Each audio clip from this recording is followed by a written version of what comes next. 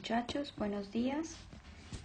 Voy a dictarles hoy esta clase en video sobre las maneras que se usan actualmente para medir el tamaño de un sismo. Coloquialmente, cuando estamos hablando de terremotos, utilizamos muchos términos como magnitud, intensidad, fuerza, energía, pero no controlamos muy bien la definición específica de cada uno de estos términos, entonces podemos incurrir en errores conceptuales y perceptivos. Entonces hoy vamos a aclarar ciertos conceptos. Los sismos pueden ser cuantificados de dos maneras. Cuando un sismo ocurre, surgen estas preguntas: ¿qué tan grande fue? ¿De qué tamaño es? ¿Cómo lo comparo con uno que pasó antes? ¿Cómo lo comparo con uno que pasó en otra región? ¿Sí? Necesitamos una manera de estandarizar el tamaño para poder cuantificar y comparar. Y hay dos maneras de responder a estas preguntas. Entonces, una manera de medir un sismo es su tamaño absoluto, que está relacionado con la energía que se libera durante su ruptura. ¿Sí? Esta energía es cuantificable y podemos asignarle, digamos, un número para que la población pueda entender que este sismo fue de cierto tamaño. O podemos medir el efecto que este sismo tuvo en cierta sociedad. Entonces, cuando hablamos de tamaño absoluto, vamos a hablar de magnitud. Y cuando hablemos de tamaño relativo, o sea, de los efectos que el sismo tuvo en una población particular, vamos a hablar de intensidad.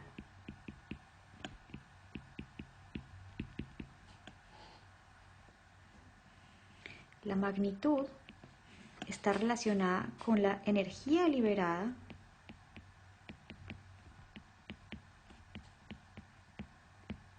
mientras que la intensidad está relacionada con los efectos en las poblaciones, lo que la gente sintió.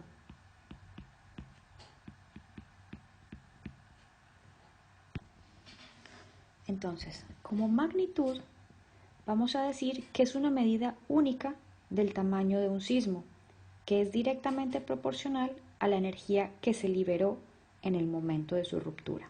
¿Sí? ¿Cuáles son las características más importantes de la magnitud?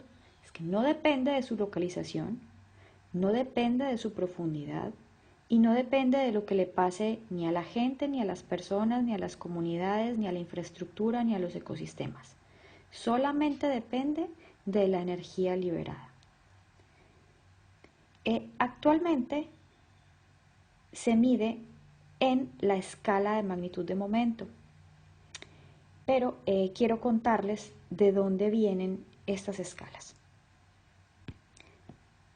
En 1935, Charles Richter, que estaba trabajando en California hay una actividad sísmica permanente y constante debido a la falla de San Andrés, tenía esta misma pregunta, tenía esta inquietud: ¿cómo puedo medir un sismo? ¿Cómo puedo comparar un sismo con respecto a otro? Y se le ocurrió la idea de establecer una escala que dependía de los sismogramas. Digamos que ocurren dos sismos diferentes, el sismo 1 y el sismo 2. Digamos que estos dos sismos ocurren en la misma falla, o sea, prácticamente con el mismo origen. Y en la misma ciudad, entonces, voy a tener dos sismogramas diferentes. En este primero, yo tengo que la traza máxima del sismograma es esta, mientras que en el segundo sismograma voy a tener esta. Entonces, tenemos una fuente similar, una trayectoria similar, pero en el sismo número 1, mi sismómetro me marcó esta amplitud y en mi sismo 2 me marcó esta amplitud. Y él dijo, tiene que haber una manera de establecer por qué este sismo, el 1, es más grande, ¿sí? Mi sismo 1 es más grande que mi sismo 2. Es bastante evidente, ¿sí? Ya sabían cómo localizar sismos. Y decía, bueno, entonces lo que yo estoy observando son las trazas de los sismogramas, lo que medían las rayitas. En aquel entonces, en los primeros sismómetros y los primeros aparatos, los registros sísmicos eran en papel, ¿sí? Con tinta o en un papel ahumado que se rayaba, ¿sí? Pero eran eran unas gráficas que podíamos tocar, estaban en papel, no como las actuales que son digitales. Entonces, él estableció arbitrariamente que un sismo que dejara una rayita que midiera tanto y estuviera a tantos kilómetros del epicentro iba a tener cierta magnitud. Ok, les voy a dar un ejemplo. Si yo tengo este sismograma y mi traza máxima me mide 10 milímetros y tengo un segundo sismograma cuya traza máxima mide 1 milímetro, Richter, con la ayuda de Benno Gutenberg, ellos dos trabajaron, eran colegas, pero a Gutenberg nunca le dan suficiente crédito. Entonces este par decidieron que la magnitud de este sismo iba a ser un orden mayor que la de este sismo, ¿sí? Y establecieron como punto de referencia de manera arbitraria que un sismo de magnitud 0 era el que a una distancia de 100 kilómetros producía una amplitud en sismograma de 1 micrón, o sea, una milésima de milímetro, registrada únicamente en equipos Wood-Anderson. O sea, fíjense que la escala de Richter era supremamente específica. Tenían que ser sismos de California, tenían que estar registrados en un Wood-Anderson, y un sismo de magnitud 0 era el que dejaba una rayita de una milésima de milímetro cuyo epicentro estaba localizado a 100 kilómetros del sitio de recepción. Y a partir de ahí, pues entonces el sismo de magnitud 1 era el sismo que dejara una amplitud 10 veces mayor, y el de magnitud 2 100 veces mayor, y el de magnitud 3 1000 veces mayor, ¿sí? Entonces, en este orden de ideas, al haber establecido Richter que el 0 dejaría una traza que midiera una milésima de milímetro, pues entonces el 1, teniendo una amplitud 10 veces mayor, dejaría una traza de una centésima de milímetro. Un sismo de magnitud 2 dejaría una traza de una décima de milímetro, y un sismo de magnitud 3 dejaría una traza de 1 milímetro, habiendo sido originado a 100 kilómetros de donde se estuviera registrando. Obviamente no había manera de medir estas cosas tan chiquitas si lo que estábamos haciendo era sismogramas en tinta y papel. O sea, no hay ninguna pieza que pueda escribir con un calibre de una milésima de milímetro, pues eso ni un pelo humano tiene ese diámetro. Entonces la escala de Richter empezaba, digamos, a medir sismos medianos entre las magnitudes de 3 y 7. Obviamente un sismo de 7 ya dejaba un rayonero inmenso en los equipos, y pues ya tenían que tener más cuidado al cuantificar la traza. Entonces, para resumir, quiero dejar varios puntos claros. La escala de Richter, como la propusieron él y Benno Gutenberg en el 35, solamente podía ser usada en California, tenía que ser registrada por equipos Wood-Anderson que ya no existen, y tenía estas características, ¿sí? No servía para medir sismos muy chiquitos porque no se tenía entonces la tecnología, y tampoco servía para sismos muy grandes porque obviamente el papel no aguantaba trazas de 1 metro. Entonces era para sismos moderados de entre 3 y 7 y cachito. Pero esta escala sirvió muchísimo, muchísimo para poder comparar unos sismos con otros y asignarles un tamaño. Entonces se estableció que la magnitud, en ese entonces la de Richter, la escala de Richter, iba de 1 a 10, siendo 10 el máximo teórico. Actualmente se pueden registrar sismos más chiquitos que el 0 que propuso Richter. Entonces en este momento puede haber sismos con magnitudes negativas. ¿Sí? Ahora los equipos son muchísimo más sensibles, se basan en otros parámetros que no es la medida de una rayita y podemos encontrar magnitudes incluso negativas. Muy bien. Nuestra próxima definición es la definición de intensidad. La intensidad es una evaluación cualitativa, no cuantitativa. Cualitativa de los efectos que tuvo un sismo en una población, en un territorio, en un ecosistema. A diferencia de la magnitud, la intensidad sí depende de lo que siente la población, sí depende de los daños, de los muertos y de los efectos que tuvo en la infraestructura, sí depende de la distancia al origen. Entonces, esta escala fue propuesta por Giuseppe Mercalli. Entonces este señor, Giuseppe Mercalli, en 1883 propone una escala de 6 grados, entre comillas, de 6 niveles, para describir los efectos de un sismo en una población o en un territorio. Esta escala fue, digamos, mejorada o complementada luego por otros investigadores hasta que en 1931 establecen una escala final, que es la que se conoce actualmente como la escala de Mercalli modificada, y es la que se utiliza actualmente. La escala de Mercalli se mide en números romanos de 1 al 12, siendo 1 sismos que no se sienten a nivel humano, solo a nivel instrumental, y siendo el 12 un sismo catastrófico que tumbe todo, o sea, colapso total de todo, ¿sí? Entonces,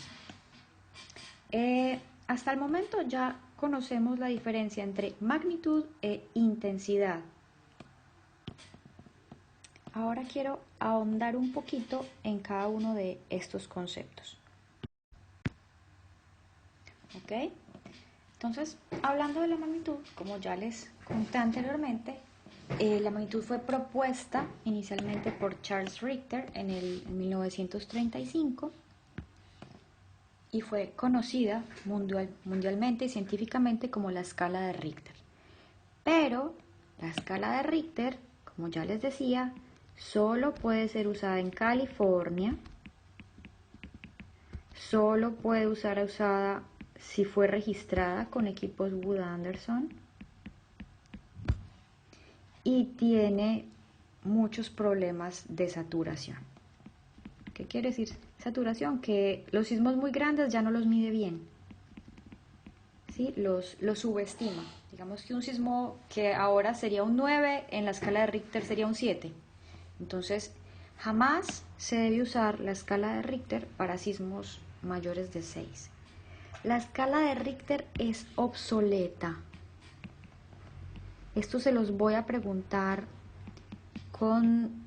en todos los exámenes que tenga, porque en este momento la escala de Richter no se usa, es obsoleta. ¿Por qué? Porque no todo el mundo está en California, porque estos equipos ya no existen, porque esta escala se satura, ¿sí?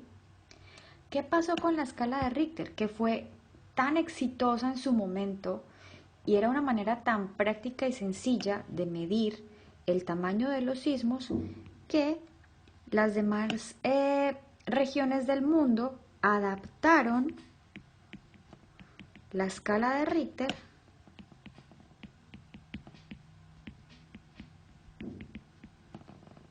a sus propios territorios, con sus propios equipos, lograron que los equipos funcionaran de una manera parecida a un Wood-Anderson o lograron poner filtros matemáticos más adelante para que los resultados se asemejaran a los de un Wood-Anderson. Y esta escala, para cada sitio, ya no se llamaba escala de Richter, se llamaban escalas de magnitud local.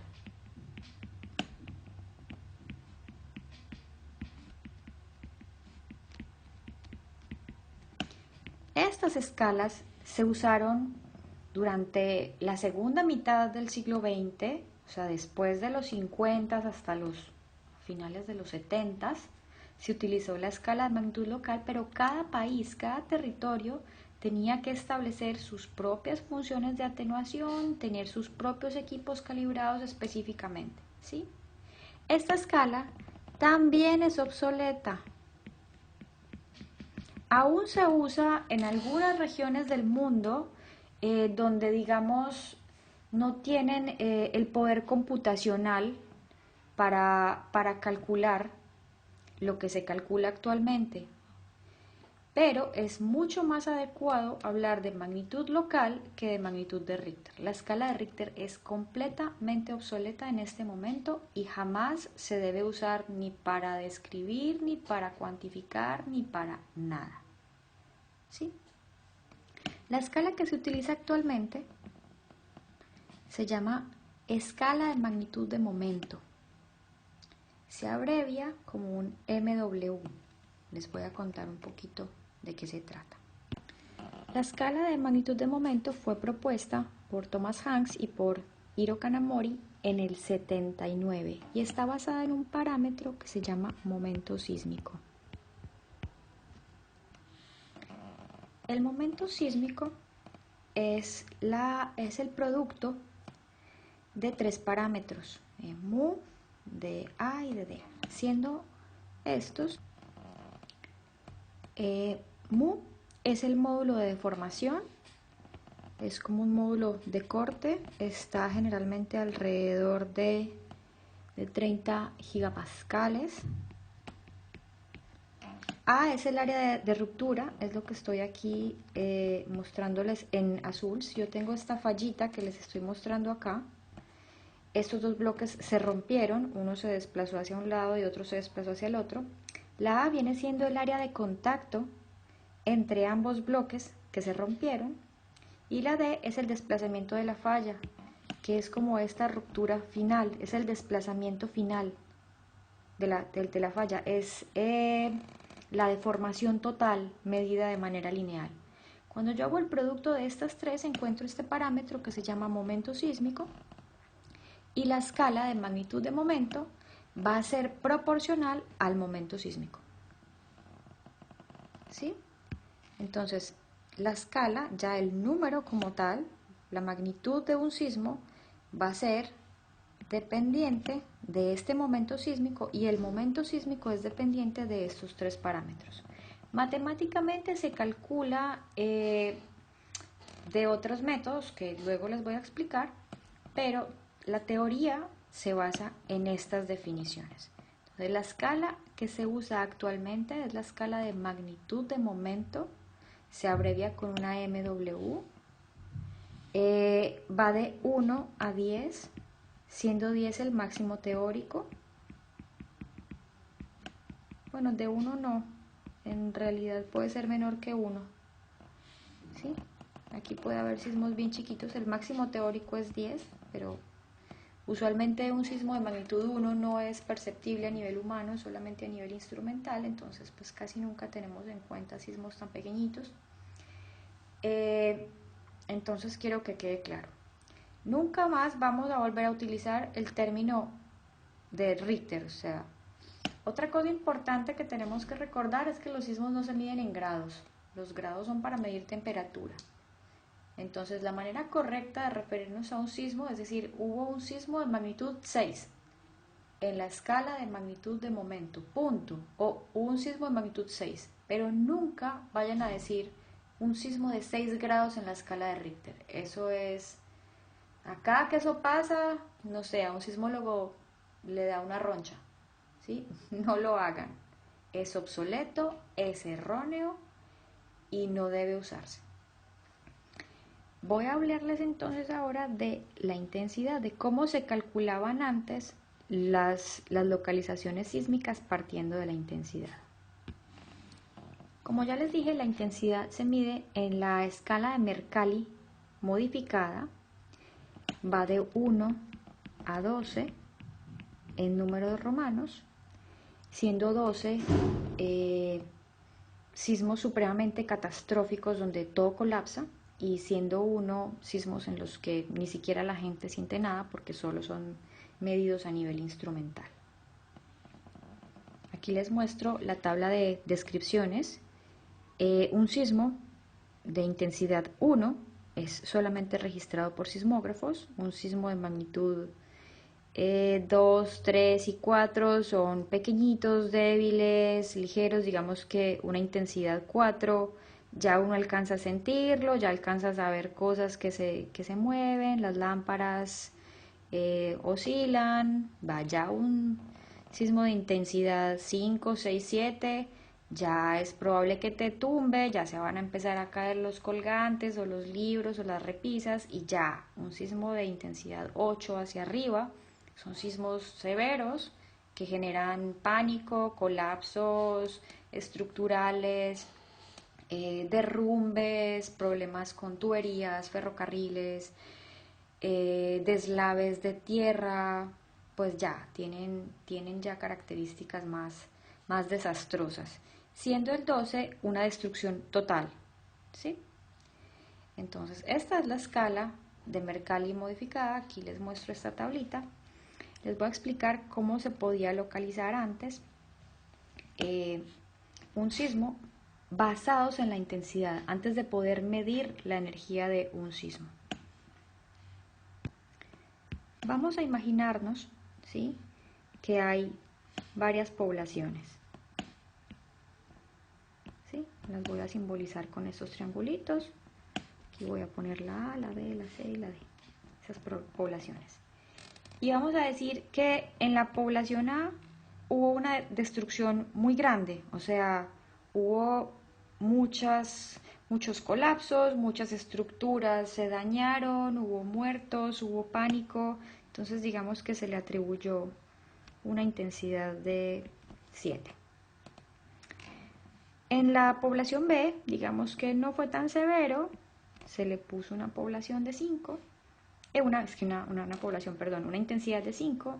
En la C se le puso un 4 y en el D se le puso un 3.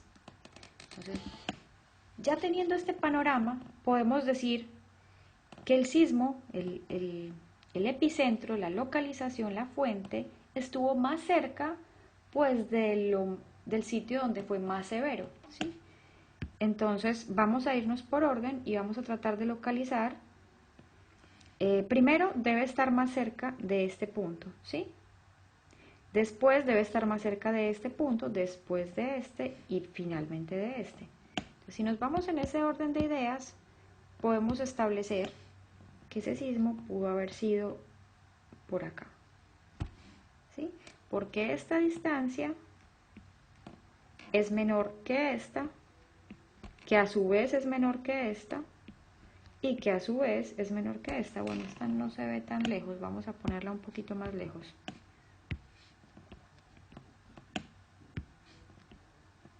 Sí, este es un 3, habíamos dicho, ¿sí?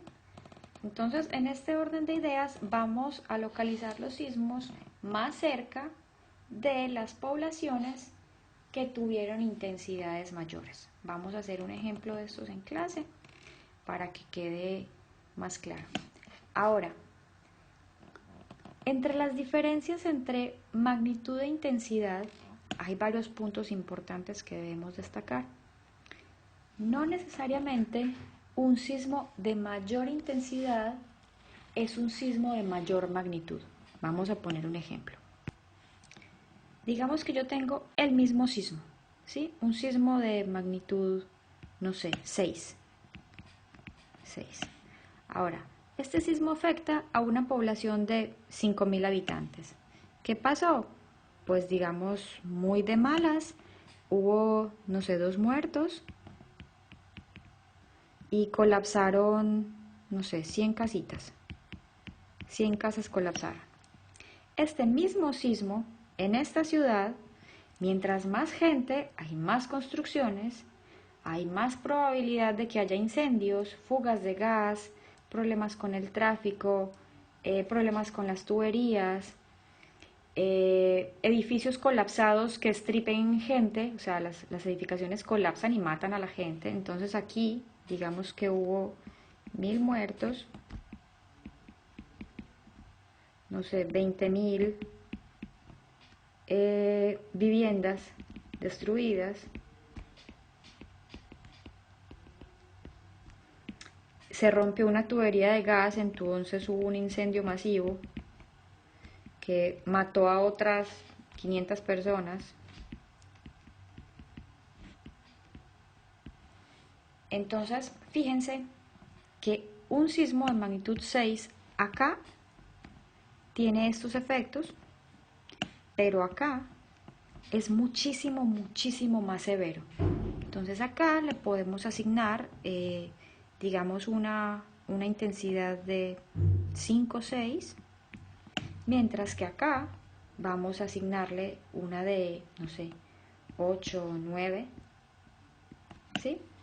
¿Por qué? Porque los efectos fueron mucho más devastadores en la ciudad que estaba muy poblada con respecto a una ciudad más pequeña, ¿sí? Ha habido sismos inmensos, inmensos en zonas donde no vive nadie. Entonces la intensidad en ese lugar no existe. ¿Por qué? Porque no había nadie que lo sintiera, no había nada que se cayera, no hay afectación. Por el contrario, ha habido sismos muy pequeños, pues o muy moderados, que han hecho catástrofes increíbles, como ocurrió en el sismo de Haití en 2010 o 2011. O sea, estamos hablando de 200.000 muertos con un sismo de magnitud 6, 6 y cachito, o bueno, se acercan a 7. Cuando ha habido sismos de más de 9 en Chile, que tienen algunas decenas de muertos, ¿sí? Entonces podemos tener panoramas distintos de magnitud y de intensidad ante el mismo fenómeno. Quiero que quede muy claro que tenemos que distinguir entonces magnitud de intensidad, porque no siempre más magnitud implica más intensidad, o no siempre más intensidad implica más magnitud, ¿sí? La intensidad también es muy importante que tengamos en cuenta que sí depende de la distancia a la fuente.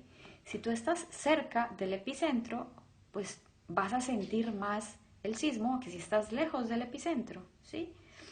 Mientras que la magnitud es indistinta, no importa si yo estoy a 1 kilómetro o a 100 kilómetros del sismo, ese sismo siempre va a ser de magnitud 6. ¿Por qué? Porque depende de la energía que se liberó, no de lo que yo sentí. Entonces aquí está la diferencia entre estas dos escalas. Voy a dejar esta clase hasta acá. Muchas gracias muchachos, nos vemos pronto.